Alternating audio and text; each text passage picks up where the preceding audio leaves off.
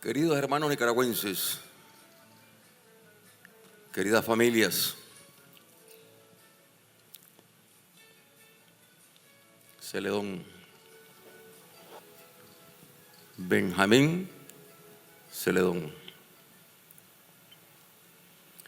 Hoy, 4 de octubre del 2019, se cumplen 107 años, de su tránsito a la inmortalidad. Queridos hermanos,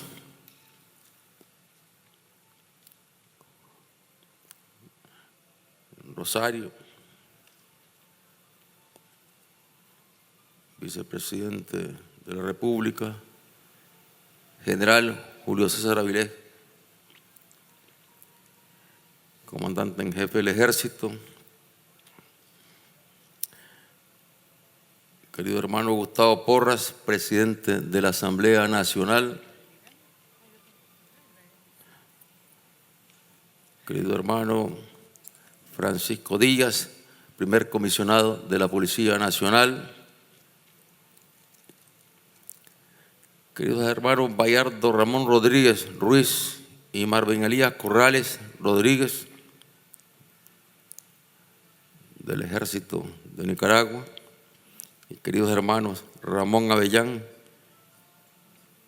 y Adolfo Marenco, comisionados generales de la Policía Nacional.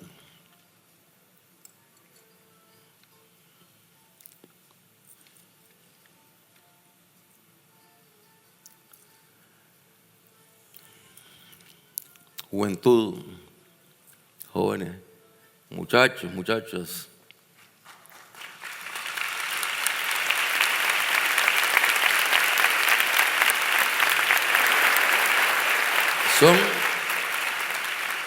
son el presente y el futuro de Celedón.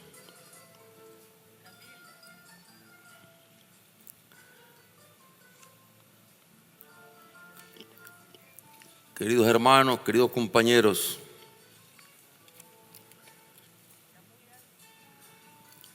Celedón lo decía,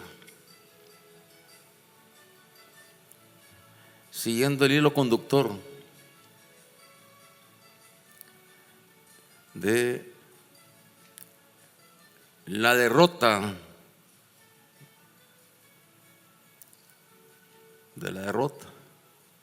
del expansionismo yanqui encabezado por Walker. Él lo decía, lo mencionaba con toda claridad. Y mencionaba por su nombre a Byron Cole,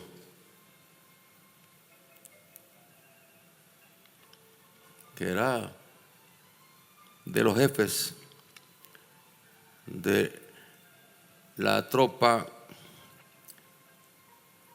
de las fuerzas esclavistas que se habían instalado en Nicaragua y donde ya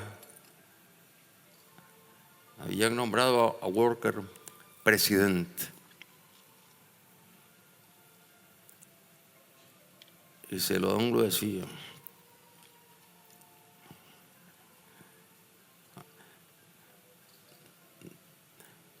Derrota del expansionismo, derrota del imperialismo norteamericano.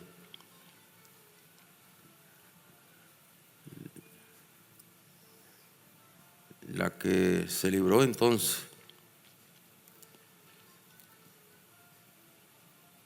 en nuestra patria. Y luego él, Celedón, enfrentado a las tropas yanqui.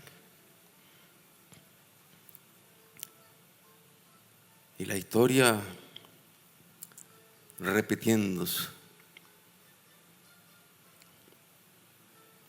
Porque ¿quiénes trajeron a Walker? ¿Quiénes trajeron a Walker? ¿Quiénes llamaron al invasor.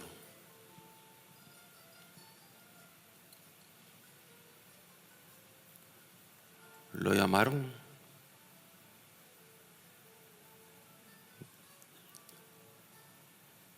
políticos nicaragüenses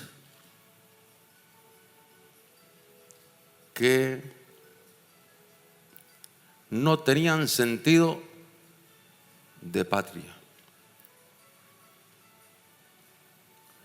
no tenían sentido de dignidad ciudadana por Nicaragua.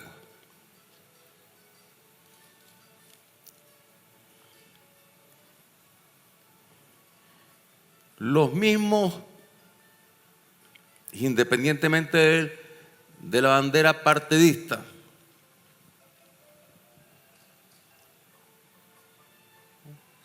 porque a Walker y a Byron Cole los trajeron unos.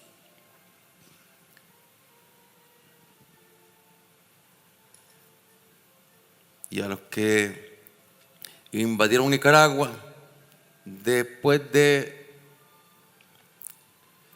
darle el ultimátum a Zelaya, lógicamente le dieron el ultimátum a Zelaya con el beneplácito y con el aplauso y la complicidad de los vendepatrias.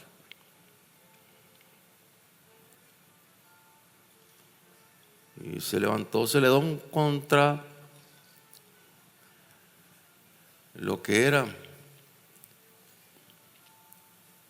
la intervención yanqui que se produce cuando el gobierno norteamericano, a través de su representante, secretario de Estado, Philip Knox, manda la famosa nota Knox a Zelaya. Y eso no lo aceptó Celedón. No podía aceptarlo.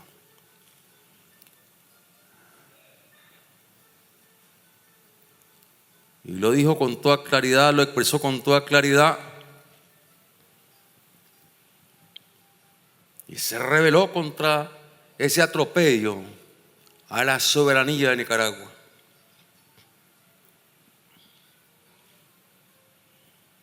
Y señaló a los traidores, a los vendepatrias,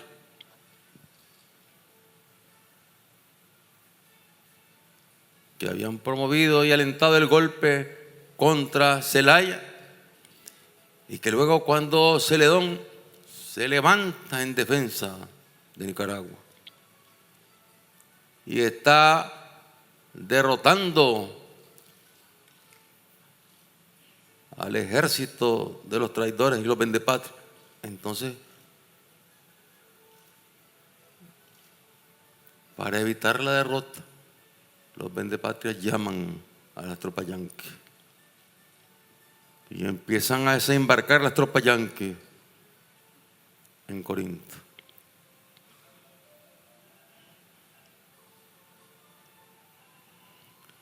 Y Celedón sabe que está enfrentando ya en esos momentos una lucha desigual, porque ahí se juntan las tropas yanquis, que son la fuerza determinante y estratégica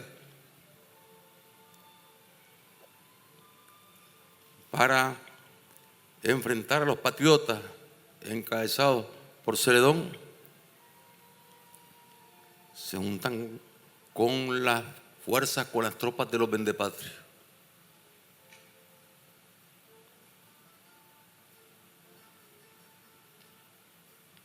Y él sabía que ahí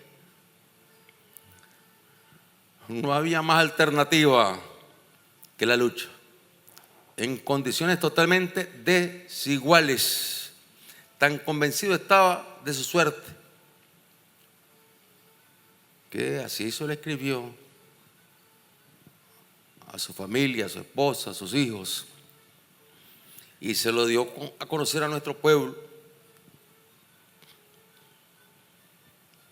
ahí juntos.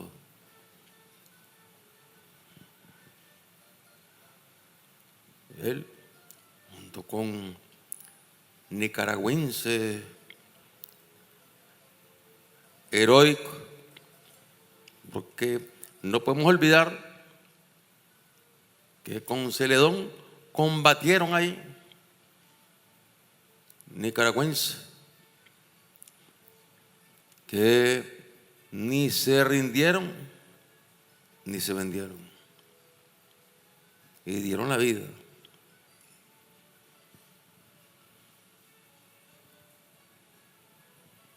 Y cuando están resistiendo a las tropas de los vendepatrias, llegaron entonces las tropas gringas con todo su poderío, con sus cañones, con sus ametralladoras.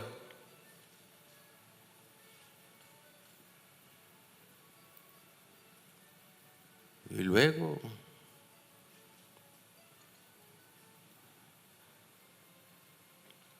ya herido, lo asesinaron.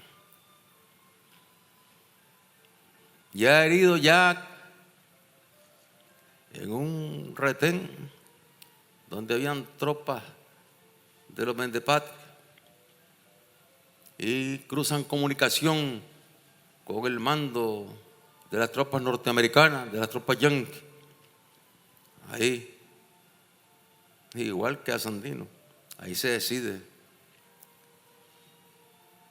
el asesinato, al cual incluso un alto oficial yanqui recomendaba que se le ahorcara.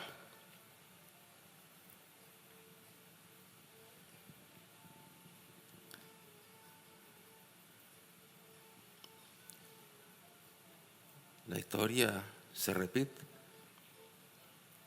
Luego con Sandino.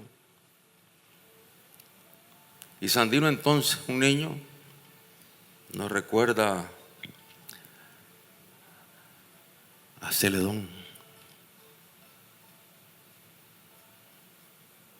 Y cobra conciencia Sandino, un muchacho, cuando andan con el cadáver de Celedón recorriendo las calles,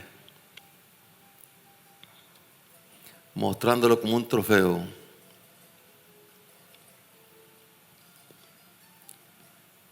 Y Sandino lo recuerda y expresa su rechazo, su condena a los vendepatrias y a las tropas yanquis que habían invadido nuestro territorio.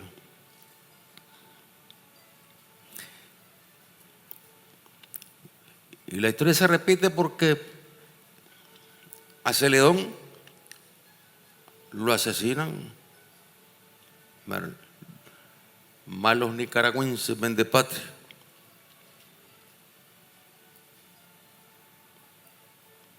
que están al servicio de las tropas yanquis.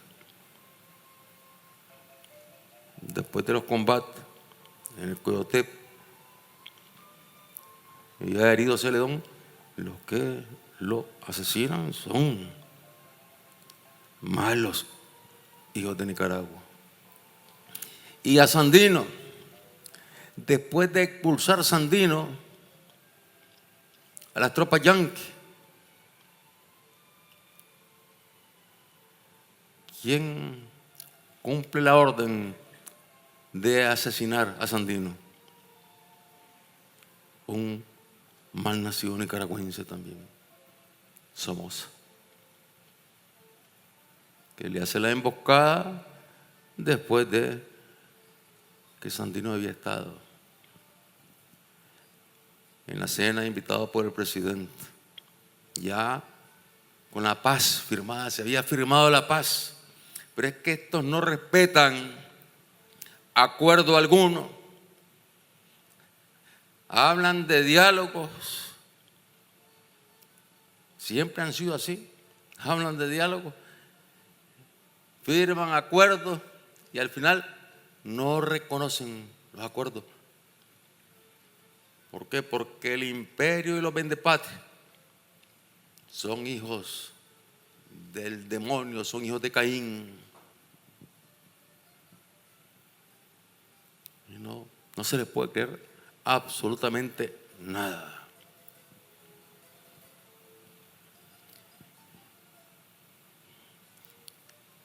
Y la historia se está repitiendo nuevamente.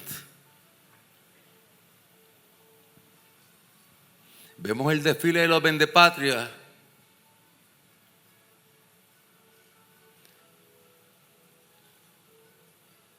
Cómo se aumentan los vuelos.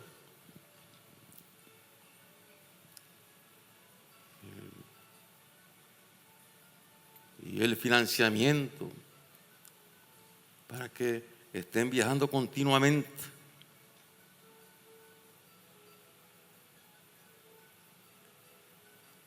A pedir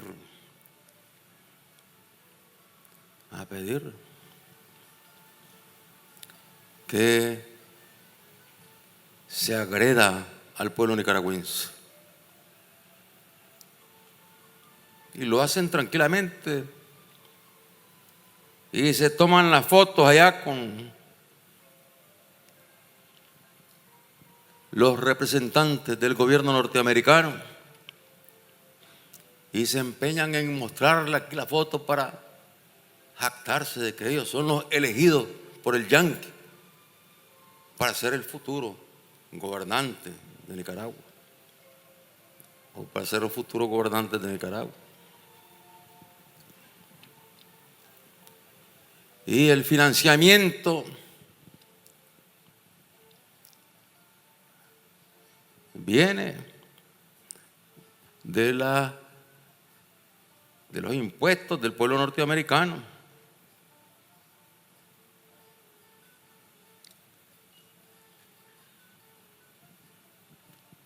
Yo no sé a quién le rendirán cuenta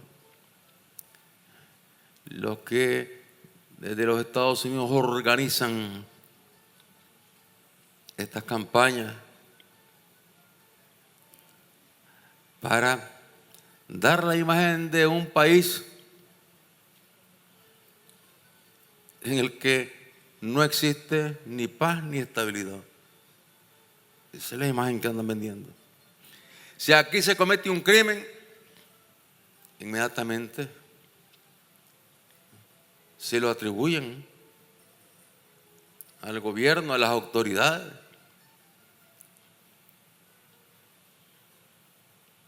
Siendo Nicaragua el país más seguro y con el menor índice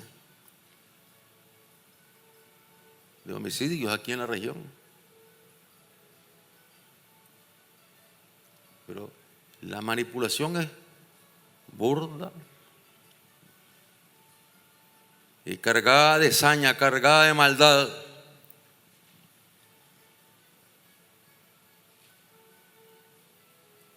¿Y qué nos indica esto? Que la historia se sigue repitiendo.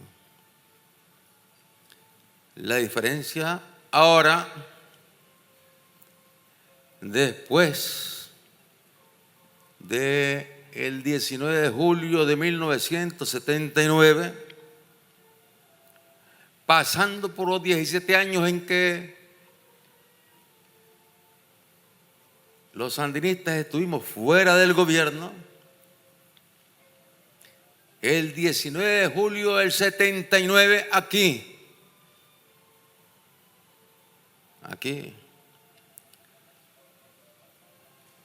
en el corazón de la mayoría de los nicaragüenses, en la mayoría de los campesinos, de los trabajadores, de los jóvenes, de los profesionales, se tomó una nueva conciencia. Por fin Nicaragua, desde el 79, tuvo un pueblo lleno de conciencia y de amor a la patria.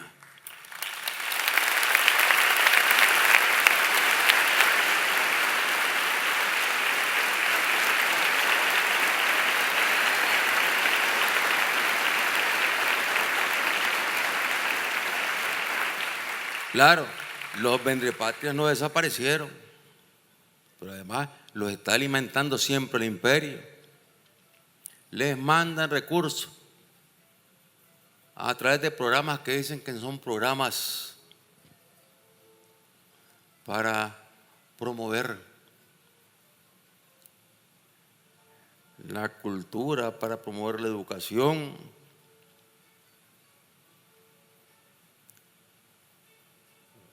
Son programas para promover el odio. Pero además, buena parte de esos programas que se mueven a través de alguna ONG, tremendo negocio. ¿Por qué? Porque lo que reciben, que supuestamente son alimentos para el pueblo, van a dar a los mercados. Ahí los venden. Organismos no gubernamentales de todo signo, de todo signo político y signo religioso, van a parar a los mercados. Y quieren exoneraciones para todo. Y eso hay que revisarlo muy bien. Hay que revisar muy bien. Si aquí van a llegar alimentos para la gente que necesita alimentos, como los paquetes que la juventud va a entregar,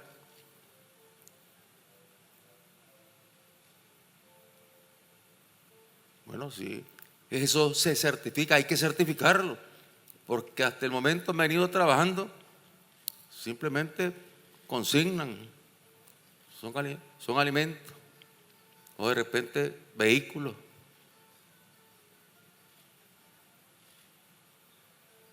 O de repente artículos electrodomésticos y otros artículos. O medicamentos o equipos médicos que terminan también en el comercio.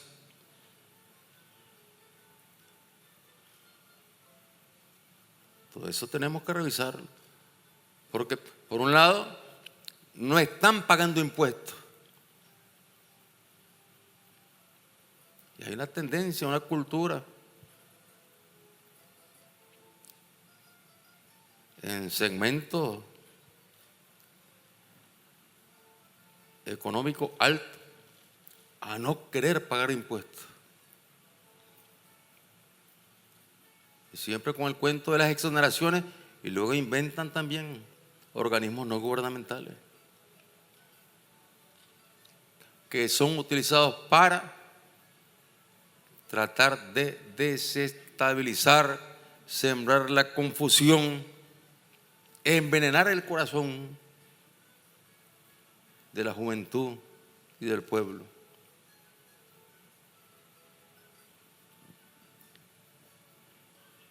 Y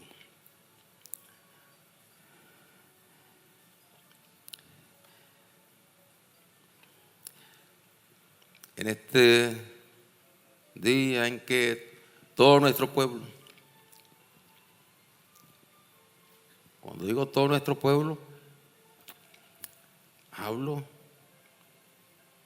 de los que verdaderamente se sienten nicaragüenses y actúan como nicaragüenses porque aman a Nicaragua y están en contra de cualquier atropello, de eso que llaman sanciones que aplican contra las economías de nuestro pueblo. O sea, cuando hay un pueblo digno, entonces vienen las agresiones, vienen las llamadas sanciones o mal llamadas sanciones, que no hacen más que afectar en primer lugar a los más pobres.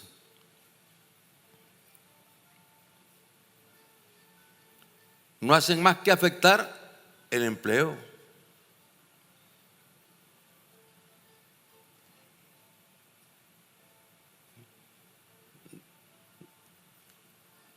¿De dónde despidieron miles de trabajadores el año pasado. Los despidieron de las grandes empresas que llamaron al golpe y que mandaron a sus trabajadores bajo la amenaza de correrlos si no iban a las marchas. Y ahí fueron los trabajadores a marchar bajo amenaza. Cuando no pudieron, ni podrán, entonces,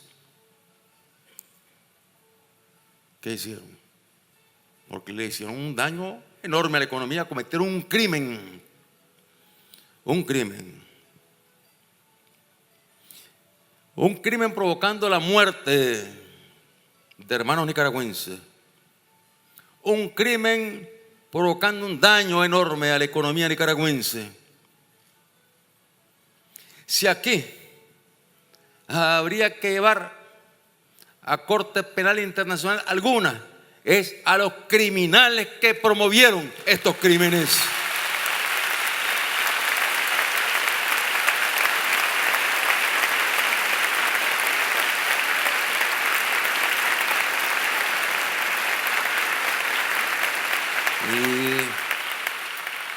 Y estamos trabajando, estamos documentando, porque que no crean que ya ellos ya están felices y tranquilos como para seguir intentando hacerle más daño al pueblo, incluso atreverse a querer encauzar al pueblo, acusar al pueblo. Estamos trabajando para documentar bien, así como documentamos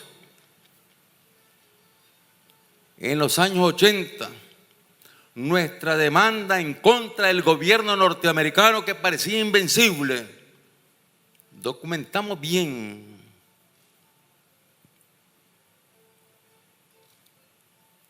Asesinados, heridos, mutilados, lisiados, puentes dinamitados, centros de abastecimiento de combustibles incendiados, escuelas destruidas, módulos de construcción destruidos. Es decir, todo lo que era y que iba en beneficio del pueblo, destruyéndolo. Y todo eso lo fuimos documentando. Y ya bien documentado, nos fuimos con todas esos datos, con esas cifras, con esas pruebas. Nos fuimos a la Corte Internacional de Justicia de La Haya. Y cuando comentamos con los amigos, con el pueblo, gobiernos amigos, que íbamos a dar este paso, había escepticismo. Porque a los yanquis, ¿quién les podía ganar en la corte?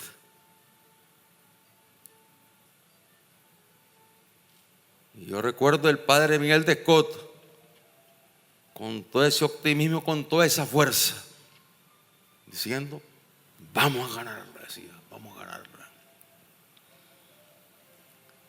Y fuimos a la corte y acusamos al responsable de esos crímenes, donde había que corresponsabilidad, lógicamente, con los nicaragüenses que se habían prestado, pero donde la gran responsabilidad estaba en la política terrorista del gobierno norteamericano. Y así lo acusamos en la corte.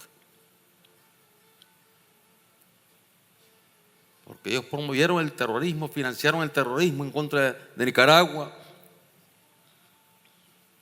Y no les importó incluso intercambiar con narcotraficantes para financiar la guerra contra Nicaragua. Y luego vino la corte y condenó a los Estados Unidos. Los condenó y les mandó a detener todos los actos de terrorismo que están cometiendo contra Nicaragua. Y los mandó a indemnizar a Nicaragua. Y esa deuda ya está pendiente. Algún día, claro que sí, algún día Estados Unidos tendrá que pagar esa deuda que tiene pendiente con Nicaragua.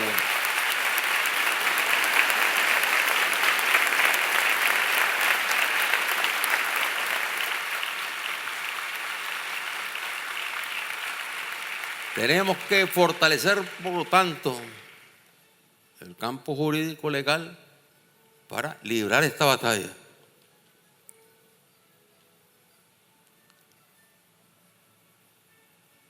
Y que esto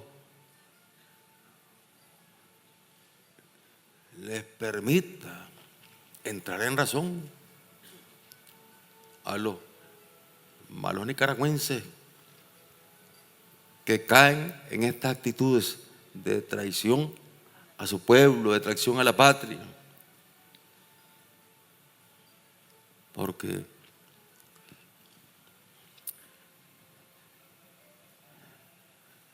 siempre, y lo sabemos bien,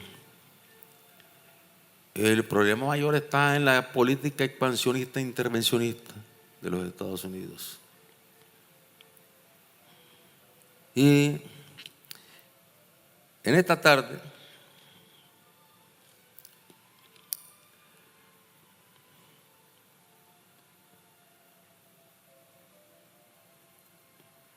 voy a aquí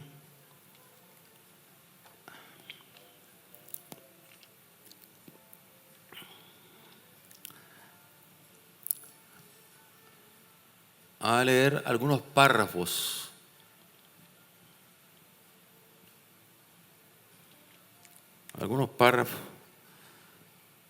de la carta del obispo de León, allá por los años 1912, fíjense, obispo de León, años 1912. Simeón Pereira y Castellón.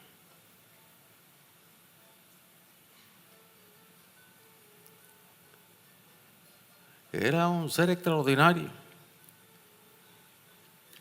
En esas épocas de oscurantismo,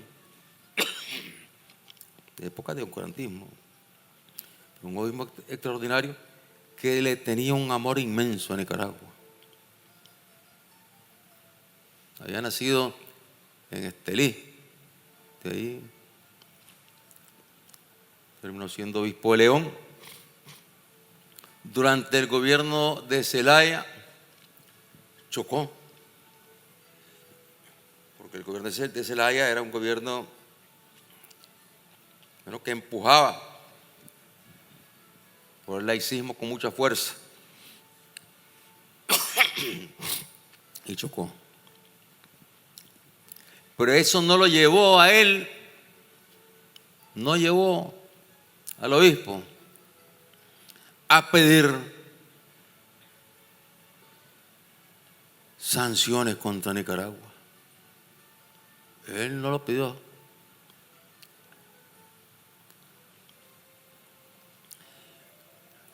No lo llevó al obispo a perder sus raíces como nicaragüense y su dignidad como nicaragüense.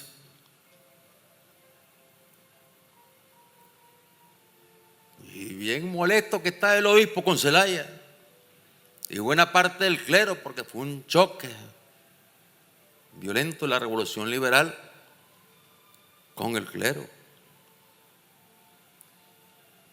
y sobre todo con el alto clero nicaragüense. Y el obispo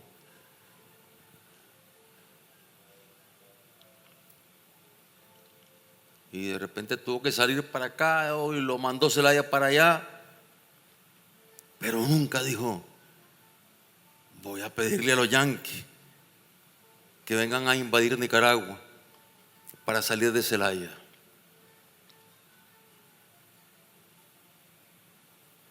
Él era del criterio, y así lo dijo, así lo escribió y consta en esta carta, que los problemas de Nicaragua, y porque no solamente habló de Nicaragua, también de los pueblos latinoamericanos, deberíamos resolverlos nosotros mismos, y no tenían por qué estarse metiendo los Estados Unidos, interviniendo en la forma que lo hacían, invadiendo en la forma que lo hacían, derrocando gobiernos en la forma que lo hacían, y lo han hecho.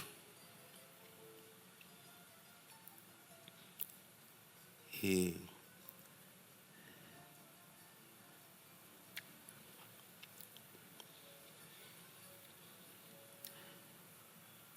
voy a leer una carta larga que él, bueno, en una situación difícil, el país invadido por las tropas yanquis, las tropas yanquis causando destrozos, coludidas con los vendepatrias.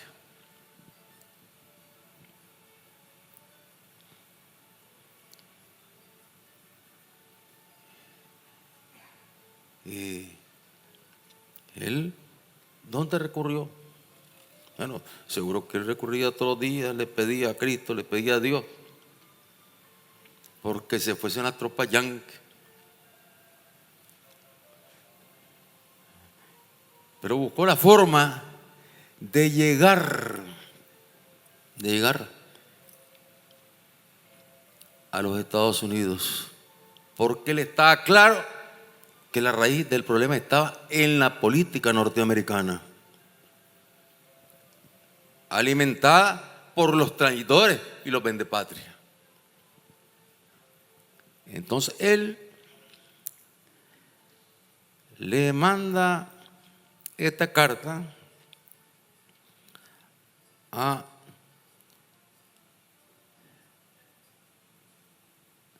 un reverendo, un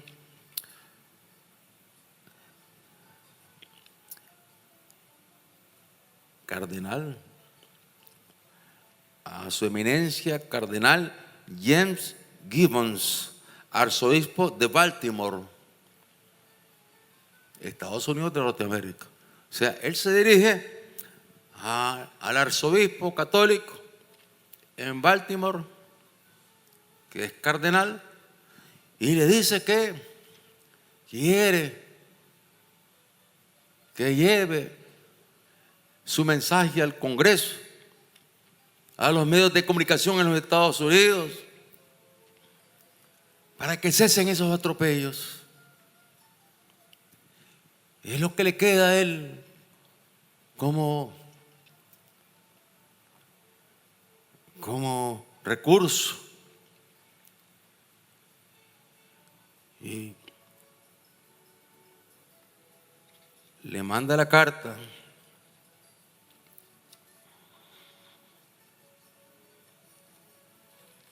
Le manda la carta y es una carta larga. Voy a leer algunos párrafos. Y él empieza diciendo: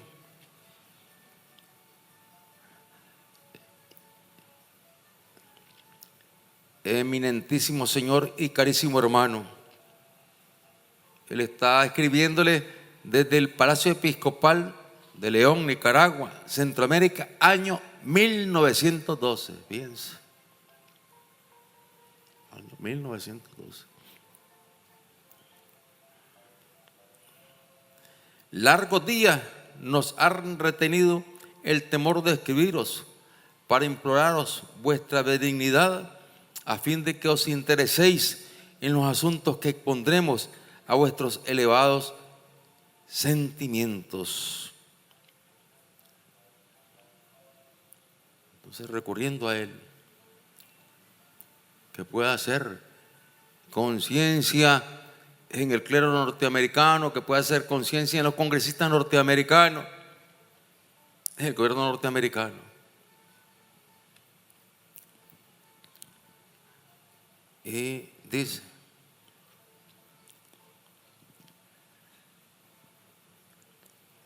lamentables errores han colocado a nuestra patria, Nicaragua, en especiales circunstancias que le restan gran parte de su autonomía, poniéndola a discreción de extranjeras influencias. ¿Cuáles son los lamentables errores? Los mismos nicaragüenses trayendo a Walker y a Byron Cole. Uno de los partidos, los legitimistas traen a demócratas y legitimistas, conservadores y liberales. En ese momento, bueno, los que traen a Walker son los liberales, que están en su pleito con los conservadores.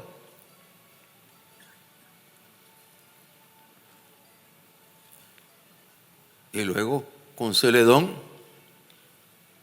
ya en el momento en que está viviendo el obispo, ¿quiénes traen a las tropas yanquis? Los conservadores. Fíjense bien. Y por eso él dice: lamentables errores han colocado a nuestra patria, Nicaragua, en especiales circunstancias que le restan gran parte de su autonomía, poniéndola a discreción de extranjeras influencias. Y vuestro gran pueblo, carísimo hermano, ha hecho sentir a nuestro pequeño pueblo el peso de sus millones y de sus hombres. Y vuestra fuerte patria ha dominado a nuestra débil patria al empuje de sus barcos acorazados, de sus potentes cañones, y los tesoros de los banqueros del norte se robustecen con la succión cotidiana y aniquilante de nuestras exhaustas arcas al amparo de gravosos empréstitos, de tratados injustos y contratos desiguales. Dicho por un obispo católico, fíjense, en el año 1902. Un obispo católico que había estado siendo perseguido en esos días por el gobierno de Zelaya, en el que está pesando más el amor a la patria, el amor a la patria, el amor al pueblo, el amor a la soberanía, la dignidad, que el malestar que él pueda tener, con toda razón, porque Zelaya lo había expulsado, lo había mandado para allá, para Granada, después para San Juan, anduvo por varios lados, y después que salió del país, pues después regresó. Es decir, pero no se fue a buscar,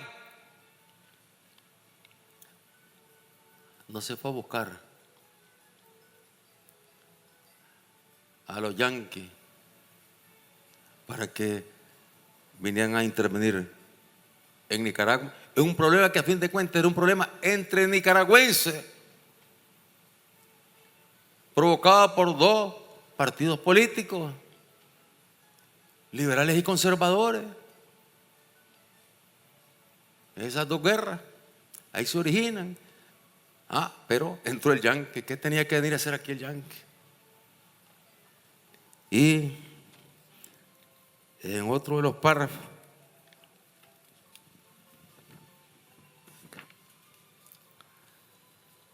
dice: requerimos pues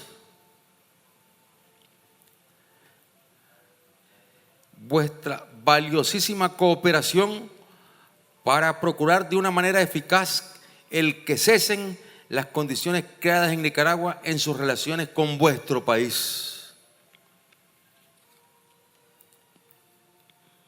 Y sigue él ahí pidiéndole que hable con los altos representantes del Congreso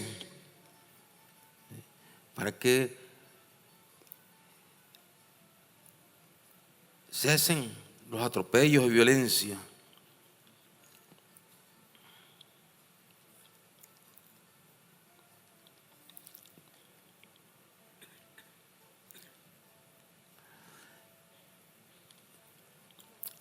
Agrega,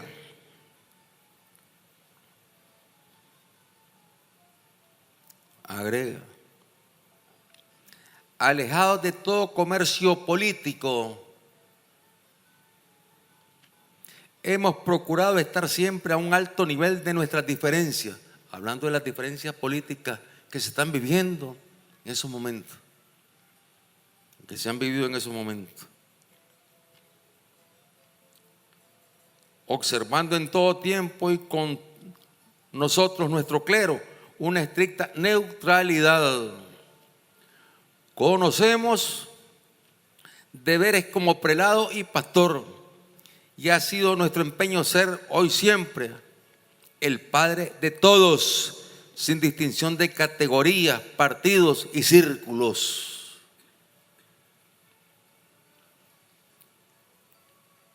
No ha sido suficiente para variar un ápice nuestra norma de conducta, ni el halago, ni la amenaza. Quienes así han procedido, quienes tienen conciencia de lo que se es y de lo que debe ser, bien pueden en esta ocasión empeñar en su honor de sacerdote y de ciudadanos al prometer, al realizarse por la liberación de Nicaragua, de la supervigilancia de las armas estadounidenses, la paz más absoluta, el orden más estricto, reinará entre sus conciudadanos, cualquiera que fuesen los llamados al gobierno de la República, siendo nicaragüenses, y siempre que se respeten los derechos y garantías de los gobernados. Les está diciendo con toda claridad, así que son los nicaragüenses los que tienen que entenderse y buscar esa estabilidad. Intervención. Y empieza a hablarle de la intervención. Vos no imagináis, eminentísimo Señor, lo duro de esta palabra. Vos vivís en un pueblo poderoso y libre. Vos no habéis sufrido los hondos quebrantos que han lacerado el alma de nuestros hermanos Noel y Mercier. Vos no habéis sentido el doble dolor del obispo y del ciudadano al oír el eco de ferradas botas resonar bajo las naves de vuestros templos. Vos no habéis llorado de dolor al ver flamear en las torres de vuestra catedral el pabellón de la conquista, al ser arriado el lábaro cruzado de Cristo. Porque los yanquis levantaban su bandera por todos lados, la colocaban la bandera. Donde hubiesen sitios más altos, ahí ponían la bandera los yanquis. Vos no habéis mirado nunca más alta que vuestra bandera en el suelo donde nacisteis, alzarse orgulloso y dominante. Nunca has visto ahí alzarse alguna enseña extranjera. Nunca la venerada tierra donde reposan las caras cenizas de vuestros muertos ha sido hollada, porque aquí hasta los cementerios también, los cementerios los irrespetaban, intranquilizándolas en la paz bendita de los sepulcros. Vos no habéis visto convertido el santuario en cuartel. Los que convertían los santuarios en cuarteles, la tropa yanqui. Hemos visto también en los últimos tiempos cómo los golpistas convirtieron los santuarios en cuarteles. Fíjense, no es casual.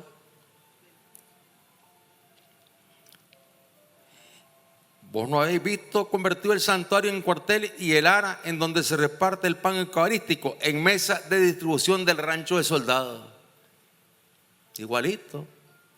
¿Cómo se tomaban aquí los golpistas? Los templos los convertían en cuarteles, ahí estaban las armas, ahí estaban las bombas, y ahí los disfrazaban.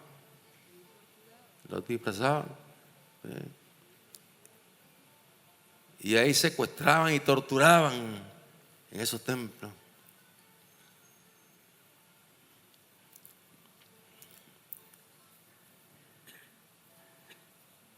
Le sigue hablando.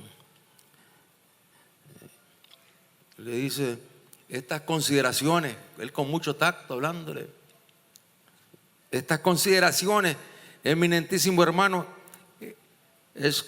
excusarán mis frases si resienten vuestros patrios sentimientos. Perdónanos, o hablamos con el corazón, con toda su vehemencia, con todos sus dolores, con toda sinceridad. Hablamos al hermano sin que sea nuestro lenguaje el de un medicado formulismo, sino al contrario, os abrimos nuestro pecho de par en par, os mostramos nuestras heridas en la íntima confianza de encontrar en vos el bálsamo para ella. O sea, está hablando con la verdad, con la misma verdad por la que murió Cristo.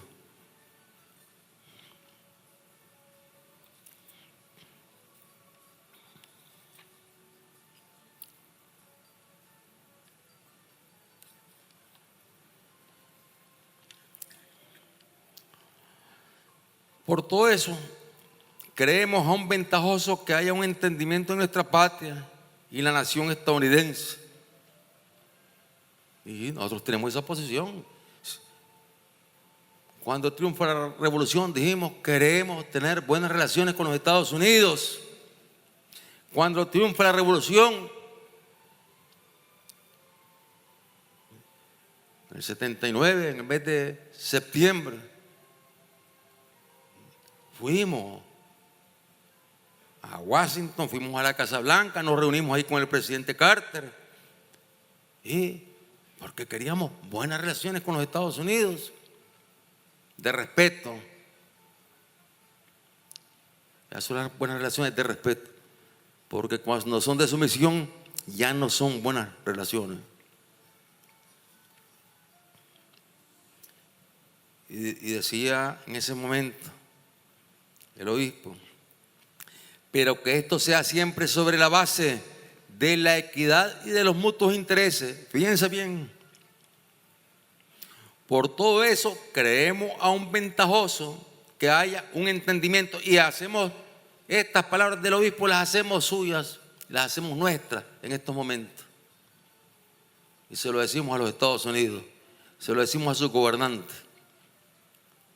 Por todo eso, a pesar de todo lo que ha pasado, de todo el daño que han provocado, creemos aún ventajoso que haya un entendimiento entre nuestra patria y la nación estadounidense, pero que este sea siempre sobre la base de la equidad y de los mutuos intereses, que no afecten nada a nuestra religión, nuestra libertad, a nuestra autonomía, a nuestro idioma, que no trate de deprimir a nuestra raza hidalga y audaz por abolengo ibérico, irreductible y vigoroso por atavismo indígena, capacitada para todos los esfuerzos, para todos los heroísmos, y cuyo contingente en la gloriosa historia de América la llena de prestigio, dándole en el pasado lugar preferente en las idas civilizaciones y reservándole en el mañana un envidiable y brillante porvenir. El sol que no declina, el sol que no declina. Él está viendo eso, el sol que no declina. Lo está diciendo un obispo, fíjense, un obispo excepcional, excepcional. Y son palabras vigentes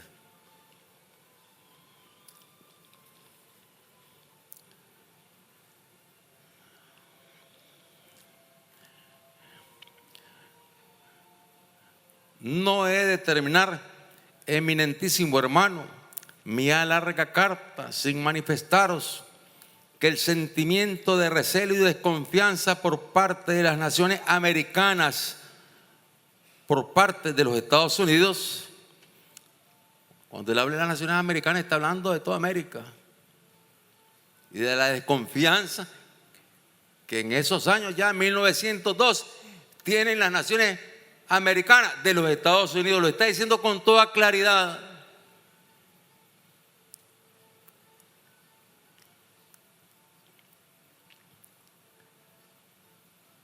Sin manifestaros que el sentimiento de recelo y desconfianza por parte de las naciones americanas, de los Estados Unidos, por parte de los Estados Unidos, se debe más que nada a la política calculada y atentatoria que ha observado algunas veces con nuestras débiles nacionalidades políticas, en las que casi siempre han sido sus principales factores los que precisamente debieron ser llamados a procurar un entendimiento sincero.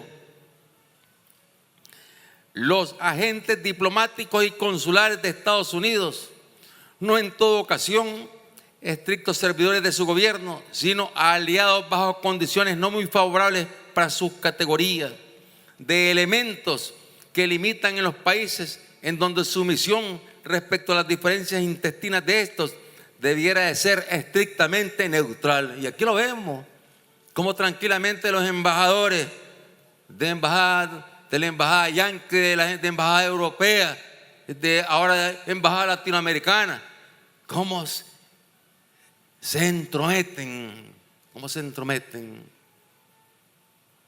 cómo faltan a lo que es la ética de un diplomático,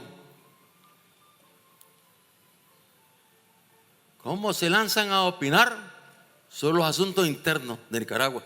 Eso lo puede hacer de Washington, el gobierno yanqui lo puede hacer, eso, así como el gobierno de Nicaragua tiene el derecho de hacerlo también.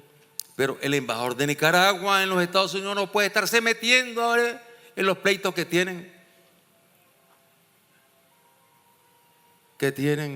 entre los partidos en los Estados Unidos. No puede estar condenando, nuestro embajador allá no puede estar condenando al gobierno por los crímenes que se cometen en los mismos Estados Unidos, contra niños, contra adultos, contra ancianos. No puede. Es un principio que está en lo que es el deber de un diplomático.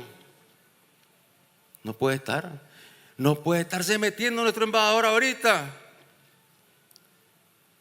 en los Estados Unidos, no puede estarse metiendo a dar opiniones sobre lo que dice el presidente de los Estados Unidos, que ahora le van a dar golpe de Estado, que le quieren dar golpe de Estado. O como que si quisiera meter el embajador de Nicaragua en Ecuador, porque el gobierno de Ecuador si se entromete contra Nicaragua a condenar. Nuestro embajador no puede hacer eso allá, pero nosotros sí, es nuestro deber condenar el estado de sitio que decretó el gobierno y el presidente de Ecuador en contra del pueblo ecuatoriano, simplemente porque están protestando contra unas leyes que dictaron ahí.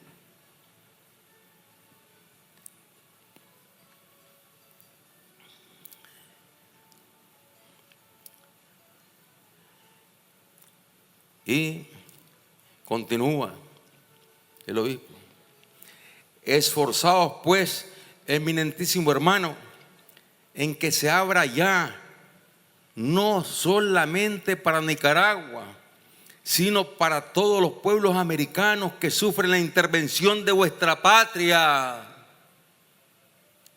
Está hablando como que él estuviera viviendo en este presente. Intervenciones contra Venezuela, contra la hermana República Bolivariana de Venezuela, queriendo derrocar al presidente legítimo Nicolás Maduro. Intervenciones contra Cuba, la hermana República de Cuba, tratando de derrocar un gobierno legítimo encabezado por el presidente Miguel Díaz-Canel y el compañero comandante Raúl Castro, jefe del partido. Entonces vemos claramente cómo lanzan zarpazos por todos lados, lanzan zarpazos en Centroamérica también, con el tema migratorio. Insultan a nuestros pueblos. ¿Cómo han insultado a nuestros pueblos? Simplemente porque no tenemos la piel blanca. La piel blanca. La piel blanca y todo el prototipo que definió Hitler acerca de lo que era la raza perfecta. Y desgraciadamente hay una corriente racista gobernando en los Estados Unidos que maldice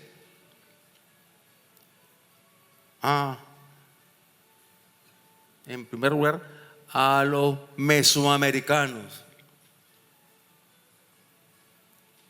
a los hermanos mexicanos, a los hermanos guatemaltecos, salvadoreños, hondureños, a todos. Todos los males están aquí, Señor. Y los que van de migrantes, niños, adultos, son terroristas, son narcotraficantes, son criminales. Los criminalizan.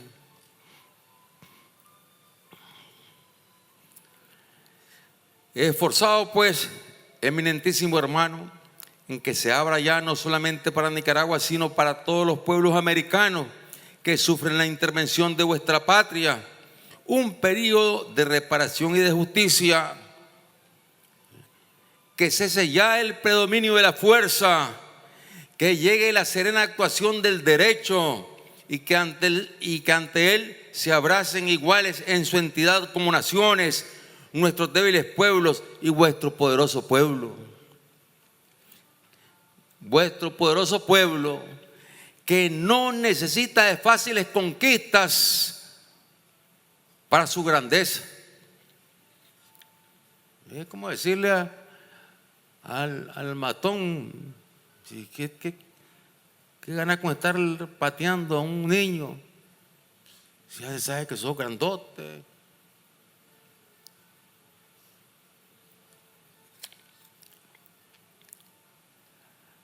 Antes, al contrario, le desprestigian y perjudican. Sino que ha de ser más grande cuanto mayor sea el respeto que guarde al derecho ajeno y a la libertad de los otros pueblos, ya que el vuestro en todo tiempo se ha apreciado de conservar y garantizar la suya. Fíjense. Y firma la carta el obispo de León. El obispo de León, Simeón Pereira y Castellón, en el año 1902.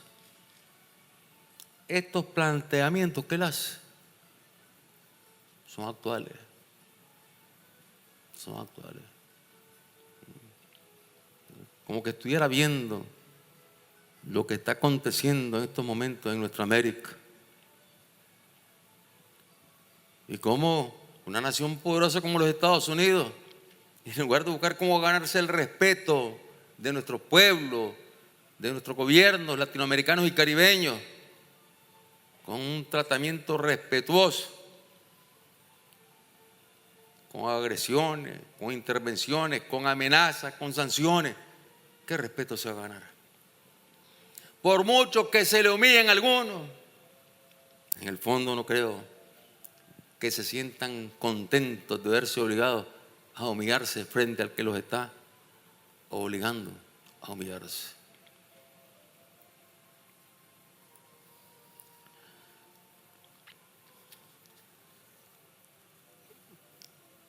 qué carta más extraordinaria.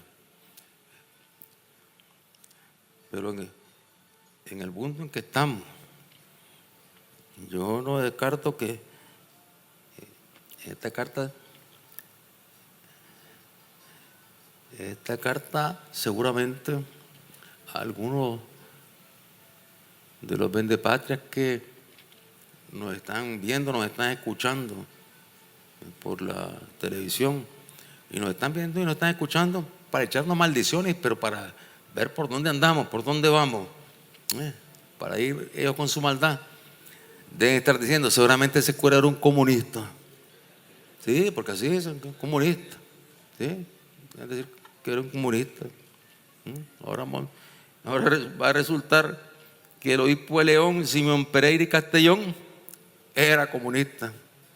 En el año 1912, que todavía no había triunfado la revolución de octubre, con Lenin a la cabeza. Pero solamente. Y cómo ahí establece el principio del respeto al derecho ajeno, que luego dijo Benito Juárez, ese gran prócer mexicano, el respeto al derecho ajeno es la paz. La paz. Aquí lo está diciendo también el obispo. Y ojalá nuestros obispos se inspiraran, que se inspiraran nuestros obispos. Ojalá significa Dios quiera. Dios quiera, sí. Ojalá Dios quiera. Ojalá nuestros obispos se inspiraran. Y pudiesen por lo menos decir, bueno, queremos la paz, no queremos sanciones, no queremos agresiones contra el pueblo nicaragüense, el pueblo sufre. No, nada de eso. Nada de eso. Por lo menos cuando sacan sus comunicados, que salen con la firma de todos, nunca se manifiestan, nunca hablan como habló en su momento y sigue hablando, porque esta es palabra viva, este es pensamiento vivo, esta es sangre viva, como la de Celedón, como la de Sandino, como la de Andrés Castro, como la de Adrián Hein, que nutre la conciencia y el corazón del pueblo nicaragüense.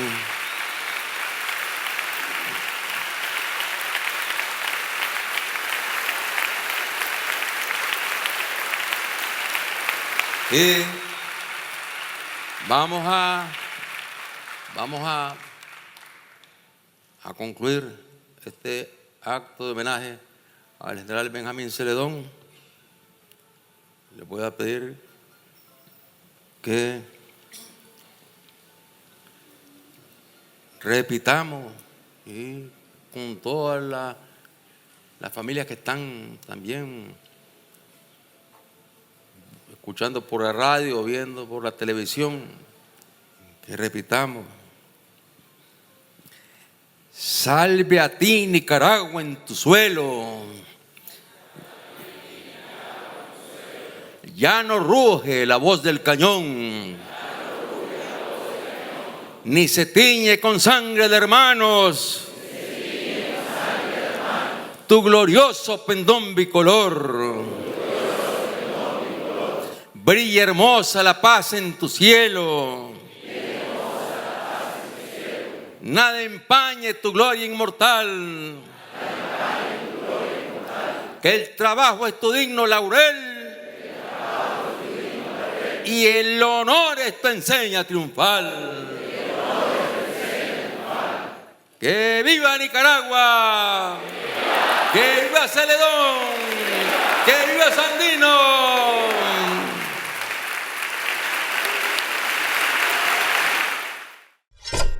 Información y entretenimiento.